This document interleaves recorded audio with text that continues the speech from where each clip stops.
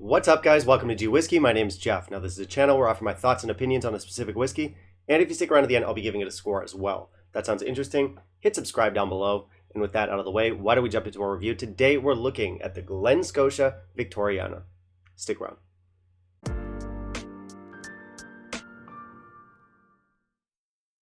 So we have a popular one today. We're looking at the Glen Scotia Victoriana. This is probably one of the ones that you guys have been recommending to me the most. A lot of questions like, have you tried it yet? What are your thoughts on it? And yeah, I figured it was time to get around to it. So here we go.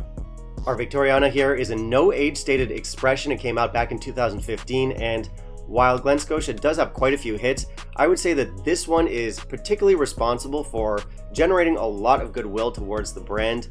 This one was basically a fan favorite right out the gate.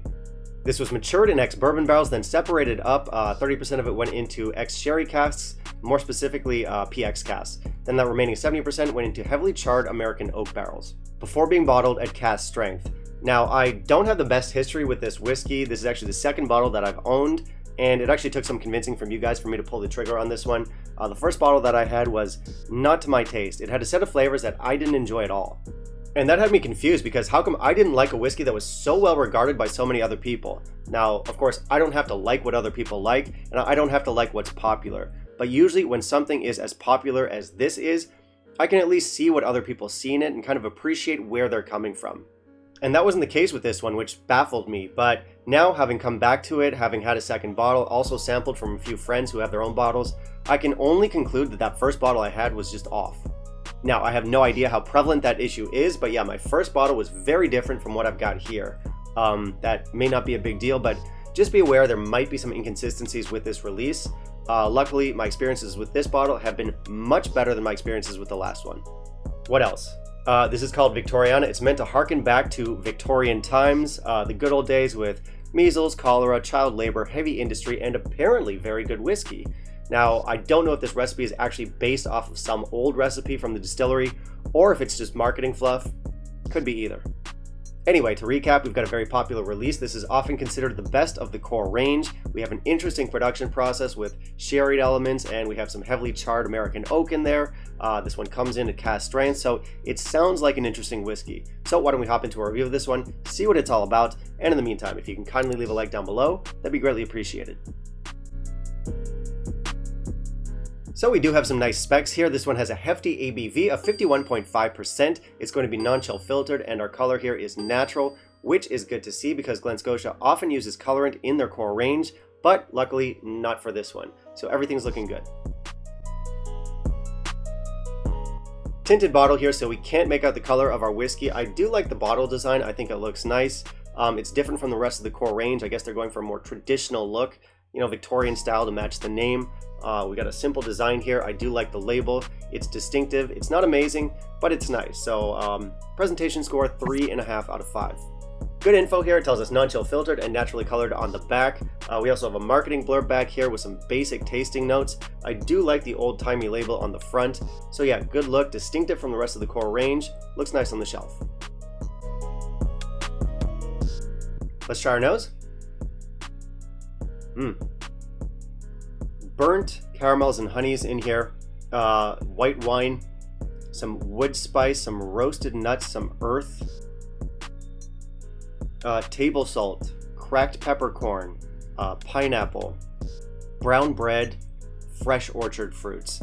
Now, this doesn't have an alcohol burn, but it does feel like it's crystallizing the moisture in my nose. It's an interesting sensation. Let's try the palate. So nice thick mouthfeel. I'm getting malt. I'm getting all kinds of roasted nuts, menthol, wet oak, mint throat lozenges, lemon throat lozenges, pine resin, pine cones, earth. Now our finish.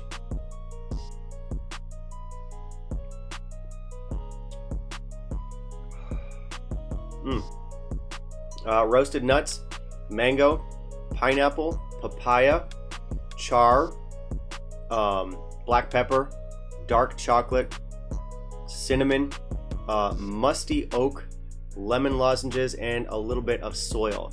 This is a long, full, warming finish. So this is an excellent whiskey. It's way better than that first bottle I had. We get lots of big, full, lush flavors in here. We've got stuff like burnt sugars, earth, oak, and lots of fruit.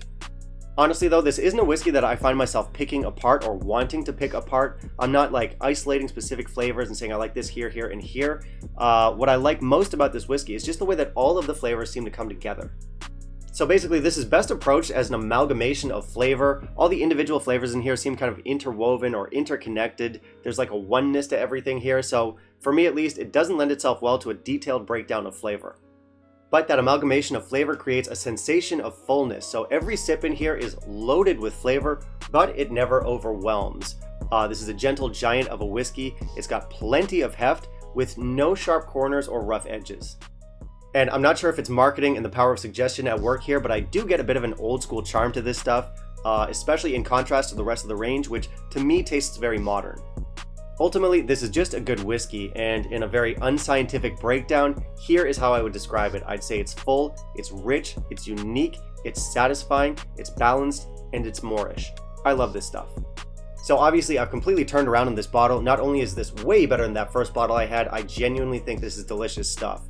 And yes, I do think this is the best of the affordable Glen Scotia core range. Now, I've never tried the 18 and I can't afford the 25. So my score here is going to be 90, and this is one of those whiskeys that I just keep coming back to. It's extremely Moorish. Clearly I'm near the end of the bottle here, and I've only had this bottle a couple months. For me, that's quite fast. This is a bottle that I just peel through in a session. But you guys should drink responsibly. Don't peel through a whiskey. Only I can do that. Anyway, I wasn't always a big fan of this brand, but I'm sold on Scotia, I'm sold on Victoriana. When this bottle is finished, I'll be replacing it quite soon. Yeah, it's special stuff. It's a whiskey I always look forward to drinking. I like this better than the 15, and I should because it's more expensive. I like it just as much as their annual release this year, which was a red wine finish. It feels like a very honest whiskey. It feels like the house style kind of amped up and evened out. And yes, I do know there's some cask play at work here with, your sherry barrels, your heavily charred American oak barrels. But still, it somehow feels like a no-frills whiskey. So it's a little bit old school with a modern polished touch. It's a big, robust whiskey without any rough edges. We've got a distinctive profile here. I honestly can't think of any fitting comparisons to this whiskey.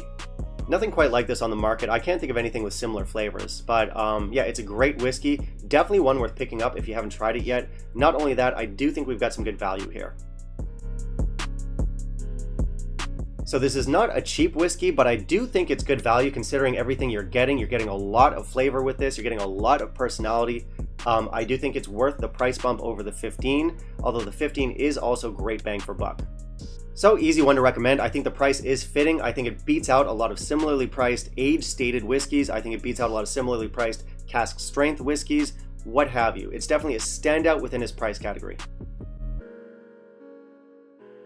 Alright, that's it for me today, guys. Thank you very much for watching. As always, hit subscribe down below, click that little bell icon, and of course, smash the like. Now, I do want to hear from you. Have you tried our Glen Scotia Victoriana? What were your thoughts on it? And finally, down in the comments, let me know what you want to see me review next, and I'll keep it in mind for my upcoming videos.